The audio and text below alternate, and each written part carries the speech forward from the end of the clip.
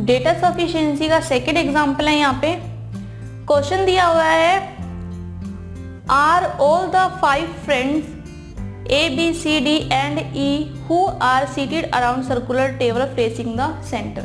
अब क्वेश्चन को रीड कर हमें ये समझ में आ रही है कि ये क्वेश्चन जो है वो सीटिंग अरेंजमेंट से रिलेटेड है, सर्कुलर अरेंजमेंट से रिलेटेड है।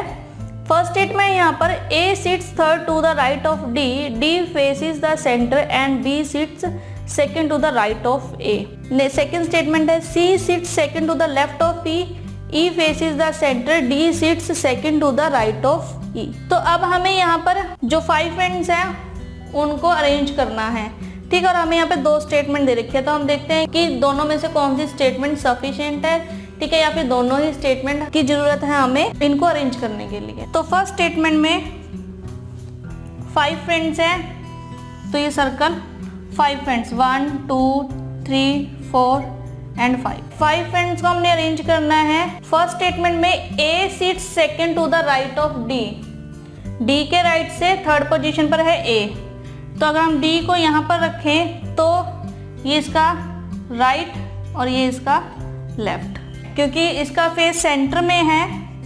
यहाँ पहले ही मेंशन किया हुआ है कि D फेसेस द सेंटर, तो इसका फेस सेंटर में, तो इसका राइट हमारा राइट, इसका लेफ्ट हमारा लेफ्ट। तो राइट से थर्ड पोजीशन पे 1 2 एंड 3, तो यहाँ पर है A की पोजीशन।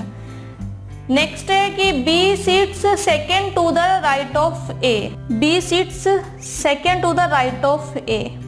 अब A का राइट ये है और लेफ्ट ये है। अगर इसका फेस सेंटर में है तो इसका राइट ये है और ये इसका लेफ्ट है। तो इसके राइट से सेकंड पोजीशन पर है B।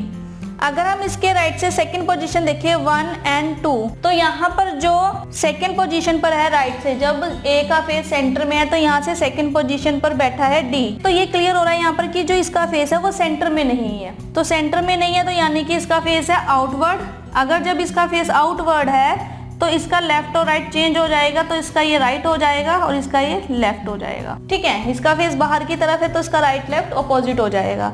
तो यहाँ से राइट पे सेकंड पोजीशन पर है B, तो 1 एंड 2, तो यहाँ पर है B। अब हमारे पास यहाँ पर 3 ही पर्सन अरेंज हुए हैं, तो अभी तक हमारे पास 2 पर्सन पेंडिंग है जो कि है C और E, ठीक है। और हमारे पास फर्स्ट स्टेटमेंट में C और E से रिलेटेड कोई भी इंफॉर्मेशन नहीं है। हो सकता है कि C यहाँ हो, E यहाँ हो, या फिर C यहाँ हो और E यहाँ हो, ठीक है। तो अभी तक हमें C और E की जो पोजीशन है वो क्लियर नहीं है यहाँ पर। तो इसके लिए हम सेकंड स्टेटमेंट को पढ़ते हैं कि सेकंड स्टेटमेंट में हो सकता है सभी के सभी अरेंज हो जाए। तो सेकंड स्टेटमेंट में 5 पर्सन अरेंज करने हैं, 1 2 3 4 एंड 5। स्टेटमेंट है C seats second to the left of E, E के लेफ्ट से सेकंड पोजीशन पर है C और E फेसेस द सेंटर, और E का फेस जो है वो सेंटर की तरफ है। तो E के लेफ्ट से सेकंड, तो E का लेफ्ट ये और राइट ये, तो 1 एंड 2 यहाँ पर आएगा C। नेक्स्ट है यहाँ पे D seat second to the right of C, ठीक है। अब C की पोजीशन ये है, और अगर हम इसके लेफ्ट राइट देखें, अगर इसका फेस सेंटर में हो तो इसका लेफ्ट होगा ये और इसका राइट होगा ये, ठीक है। तो इसके राइट से सेकंड पोजीशन पर है D, 1 एंड 2, यहाँ पर होना चाहिए D, लेकिन यहाँ पर ऑलरेडी E की पोजीशन है, ठीक है। तो यहाँ पर भी क्लियर है कि जो C का फेस है वो आउटवर्ड है, ठीक है। आउटवर्ड के कारण जो इनके डायरेक्शन है वो अपोजिट हो जाएगी, ये राइट हो जाएगा और ये लेफ्ट हो जाएगा। तो यहाँ से सेकंड पोजीशन 1 एंड 2, तो यहाँ पर है D की पोजीशन। और सेकंड स्टेटमेंट में भी हमें अब 2 पर्सन्स नहीं पता, A और B। यहाँ पर भी 2 पोजीशंस खाली है, हो सकता है यहाँ A हो और यहाँ B हो, या फिर यहाँ A हो या फिर यहाँ पे B हो। तो अभी तक हमें ये क्लियर नहीं है।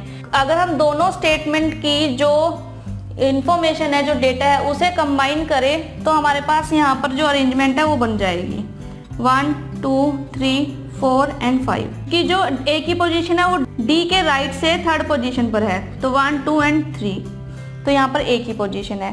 अब हमें ये पता है कि A का जो फेस है वो आउटसाइड है, ठीक है, सेंटर में नहीं है, वो आउटसाइड है। तो इसका राइट होगा ये, और इसके राइट से सेकंड पोजीशन पर है B, ठीक है, 1 एंड 2, तो यहाँ पर है B।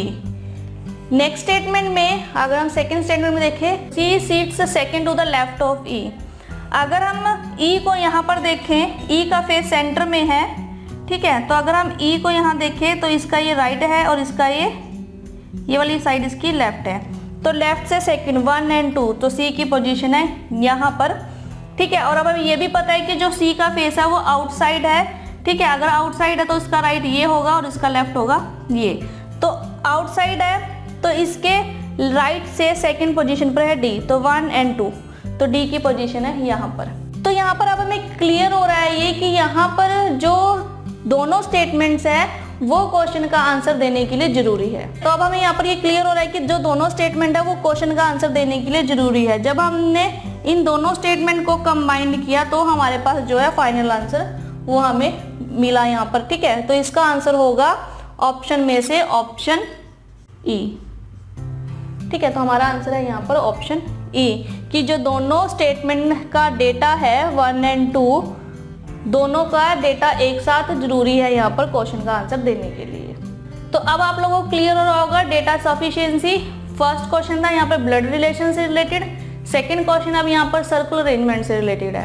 अगर आपको डेटा सफिशिएंसी से रिलेटेड क्वेश्चन करने हैं तो आपको इन टॉपिक्स की नॉलेज होनी जरूरी है।